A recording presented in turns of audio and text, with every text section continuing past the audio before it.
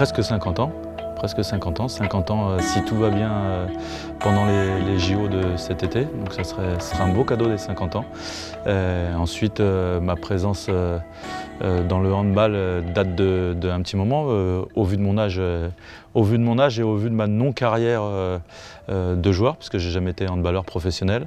J'ai entraîné une dizaine d'années au Pôle Espoir à Poitiers, puis ensuite au centre de formation, notamment à Montpellier. Et puis fait mes armes au fur et à mesure, en entraînant les Girondins de Bordeaux en N1 et puis 2e division, en entraînant les filles de Besançon en 1re division. Donc pas mal tourné dans tout ce qui pouvait se faire, en essayant pour moi de me structurer au fur et à mesure des circonstances, d'amener pas mal d'expérience. Pendant que j'étais au pôle, j'ai été aussi adjoint des équipes de France juniors et jeunes. Voilà, je me suis construit de cette façon-là, sans avoir un plan déterminé, mais en ayant de l'ambition au fur et à mesure de ce que je faisais, vouloir à chaque fois chercher un peu plus l'excellence et voir jusqu'où je pouvais être contraint.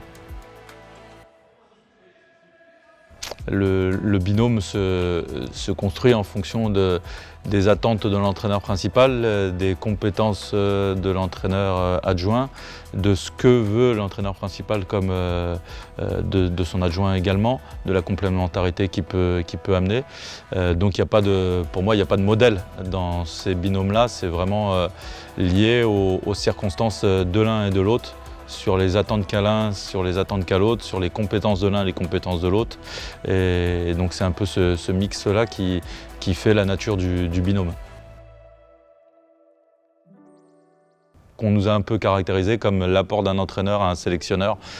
C'est pas aussi caricatural que ça, c'est réellement beaucoup plus d'échanges, et dans tous les domaines, qu'ils soient tactiques, mais aussi dans la composition d'une équipe, dans ce qu'on ressent au quotidien. Il y a beaucoup d'échanges et beaucoup de partage dans ce domaine-là. La vraie responsabilité, c'est lui qui la détient, bien évidemment. Je ne crois pas trop aux co-entraîneurs pour diriger une équipe.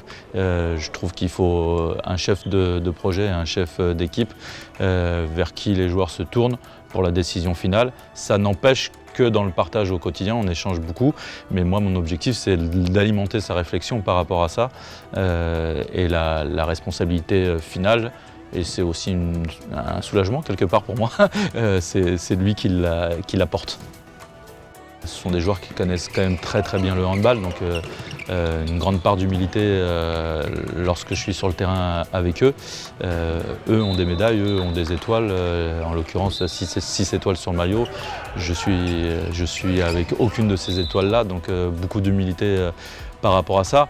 Maintenant, ce que je peux voir en étant avec eux au quotidien, c'est que la compréhension, le fait d'engranger des informations, ça va vite, ils les engrangent vite, ils comprennent vite, et donc on peut leur donner énormément d'informations et de contraintes par rapport à ça, parce qu'on sait qu'ils les assimilent vite. C'est sûr que l'Euro 2020 a été décevant, tous les joueurs le reconnaissent les premiers, mais il est tellement loin maintenant, on n'a pas eu les échéances dont on aurait dû avoir, notamment le TQO, 2 mois après l'Euro. Donc quelque part c'est un peu passé, même si cet aspect revanchard est toujours un petit peu nourri, mais voilà, c'était un faux pas, je le pense sincèrement, et c'est une grande équipe avec de grands joueurs, et nul doute que l'envie de dépasser ça va rejaillir.